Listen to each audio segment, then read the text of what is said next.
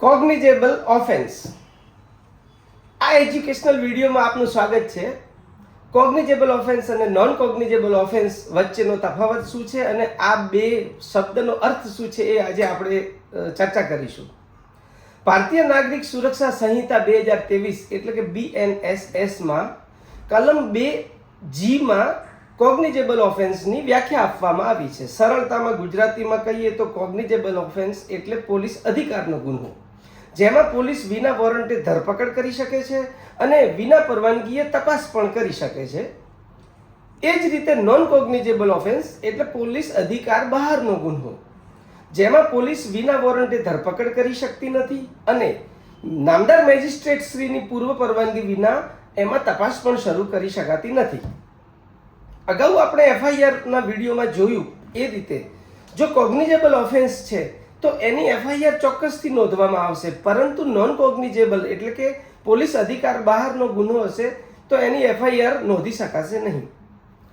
Cognizable અને non કોગ્નિઝેબલમાં તદ્દન ઉલટી પરિસ્થિતિ છે. કોગ્નિઝેબલમાં ગંભીર ગુનાઓ આવે છે, જેમાં મર્ડર છે, રેપ છે, ફ્રેક્ચર છે, મહાવ્યથા છે. એ જ રીતે નોન કોગ્નિઝેબલમાં સરળ ગુનાઓ આવે છે, જેમાં બદનક્ષી હોય છે, નાની મોટી મારામારી હોય છે, નાની મોટી બોલચાલ હોય છે, એ એમાં આવે છે.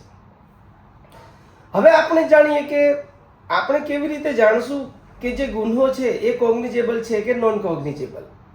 તો મિત્રો, BNSS 2023માં કુલ 531 કલમો આપવામાં આવી છે.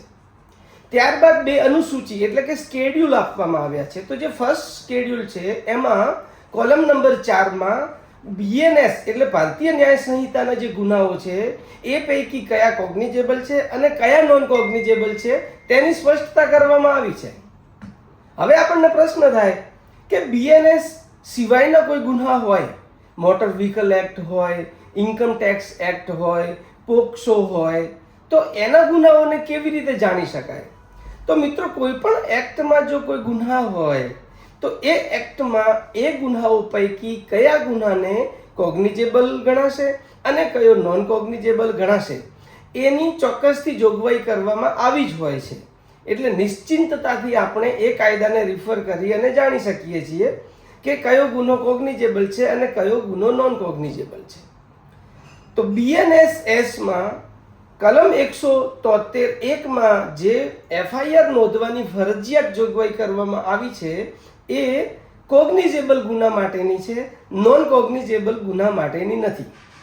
FIR સમજવા માટે જે કોગ્નિઝેબલ અને નોન કોગ્નિઝેબલની વાત છે એ આપણે આજે સમજી લીધું.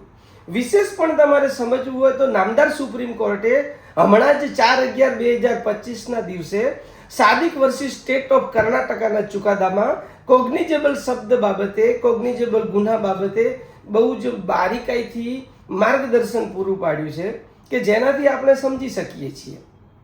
આવા જ એજ્યુકેશનલ વિડીયોમાં આપણે ફરીવાર મળતા રહીશું, પણ આપ આને લાઈક, રીશેર અને કોમેન્ટ કરવાનું ભૂલતા નહીં. અને આપ જો કોઈ સજેશન આપશો તો એના પર પણ ચોક્કસથી આપણે વિડીયો બનાવશું.